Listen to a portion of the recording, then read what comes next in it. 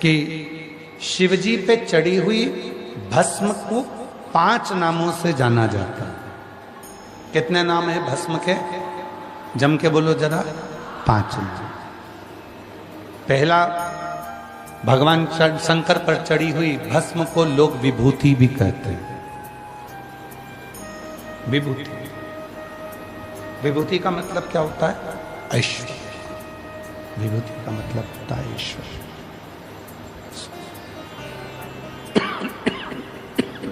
शिव जी पे चढ़ी हुई भस्म को लोग विभूति कहते हैं। ऐश्वर्य उसको कहा जाता है, उसको लोग ऐश्वर्य कहते हैं।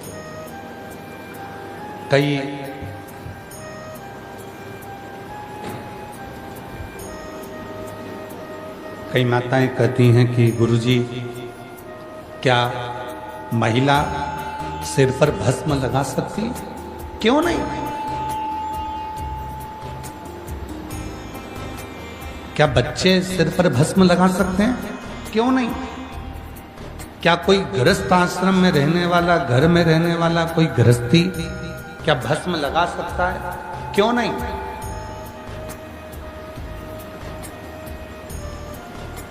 भस्म को विभूति भी कहते हैं। विभूति का मतलब होता है ऐश्वर्य।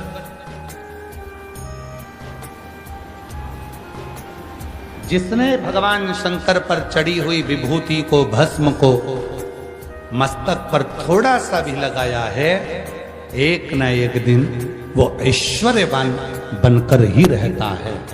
उसको ऐश्वर्यता प्राप्त होती ही। विभूति का मतलब है ऐश्वर्यता। विभूति का मतलब ऐश्वर्य।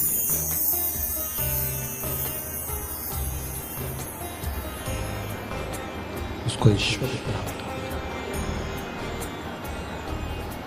भस्म के 5 नाम हैं। पहले नंबर पर है विभूति, मतलब ऐश्वर्य देने वाले। दूसरे नंबर पर है भसित।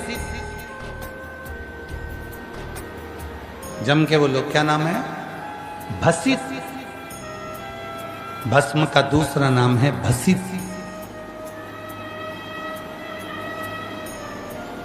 भसित का मतलब है जो केवल शिव को मानता है, और जो शिव को मानता है, शिव उसकी मानता है।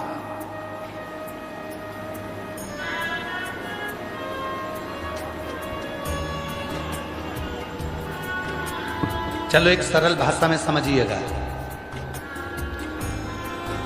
आप जिस मोहल्ले में रहते हो, आप जिस क्षेत्र में रहते हो, वहां के विधायक का नाम आपको मालूम होगा। अब आपके क्षेत्र में आपके विधायक की चलेगी कि दूसरे विधायक की चलेगी? जम के बोलो जरा। अरे जम के तो बोलो। अपने ही विधायक की चलेगी ना। आपके क्षेत्र में आपके कलेक्टर की चलेगी कि दूसरे कलेक्टर की चलेगी? जम के बोलो जल्दी से। अपने कलेक्टर। आपके क्षेत्र में आपके IG, DIG, commissioner, SP, SSP, SDM उनकी चलेगी कि दूसरे प्रदेश के आईजी, कमिश्नर, डीआईजी, एसपी दूसरे क्षेत्र के उनकी चलेगी? अपने क्षेत्र।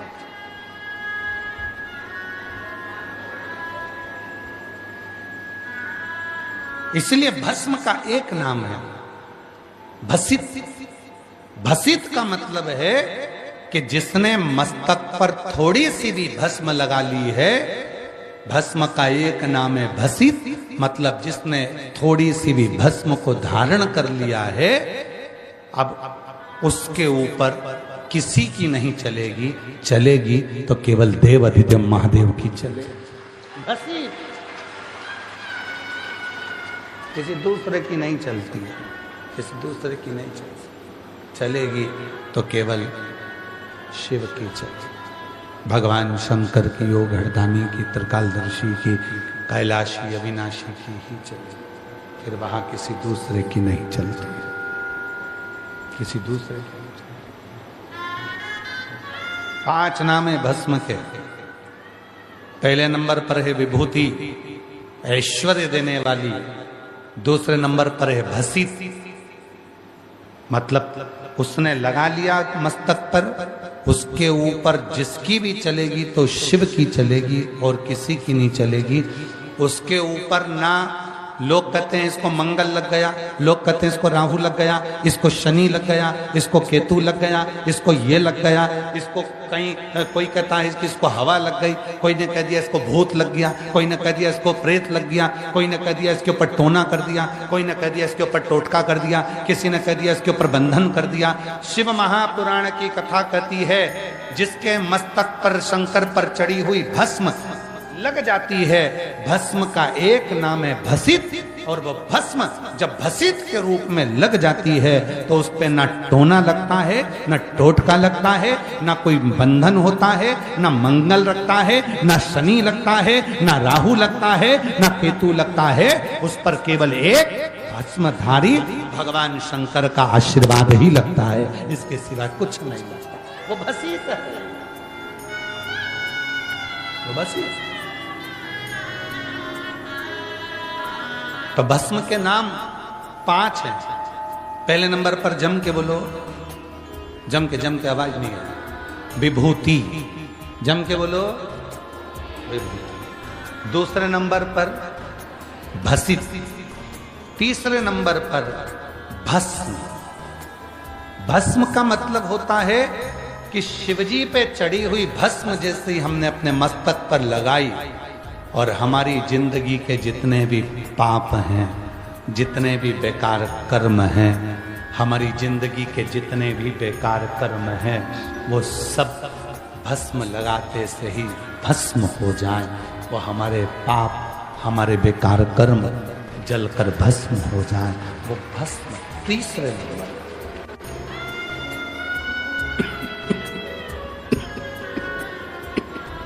वो तीसरा नंबर भस्म। और भस्म का चौथा नाम है छार। अब 3 नाम आपको मालूम पड़ गए हैं। सभी लोग बोलेंगे भस्म के 5 नाम में से 3 नाम। पहला, सारे पंडाल में से आवाज आना चाहिए, पहला विभूति, दूसरे नंबर पर भसित और तीसरे नंबर पर भस्म।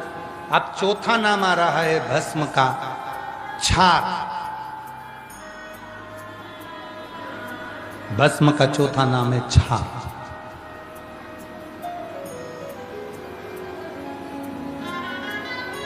जो विपदा आती है, आपदा आती है, जितनी विपदा, जितनी आपदा हमारे ऊपर आती है, अगर हमने भस्म छार मस्तक पर धारण कर कर रखी है तो हमारी आपदा, हमारी विपदा छार छार हो जाती है, समाप्त हो जाती है। उस भस्म का चौथा नाम छार। भस्म का चौथा नाम छार। आपदा को, विपदा को छार छार कर देना, आपदा को, विपदा को छारित कर देना, छार छार कर देना।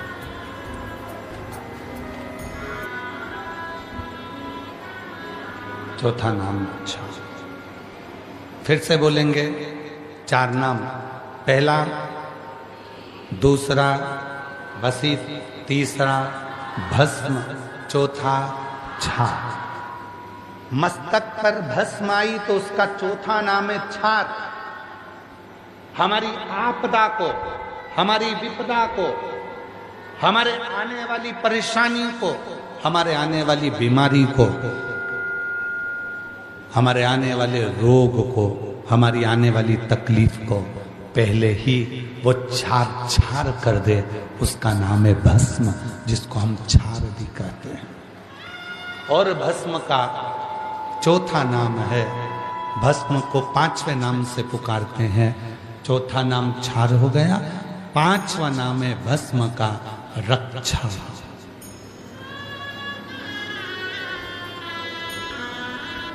भस्म का 5वां नाम है रक्षा।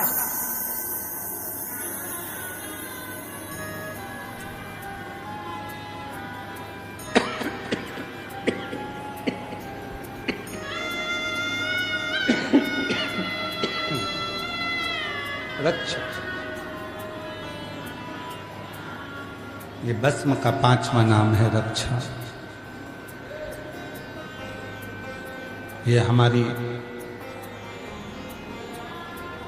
परिवार में, कुटुंब में, रिश्तों में, नातों में, अपनों में, दुनिया की दृष्टि से, दुनिया के क्लेशों से, दुनिया की नजर से हमारी रक्षा करती है।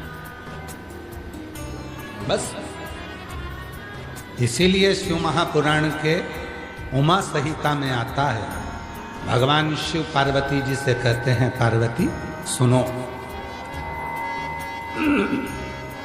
हे जगत जननी, हे पार्वती, मेरे तन पर चढ़ी हुई भस्म पुरुष, स्त्री, बच्चा, बूढ़ा, नाग, किन्नर, गंधर्व, पशु, पक्षी जब अपने ऊपर धारण कर लेता है तो उसकी रक्षा का भार मेरा स्वयं का हो जाता है। इस वीडियो से संबंधित कोई भी क्वेश्चन हो तो आप कमेंट बॉक्स के जरिए पूछ सकते हैं।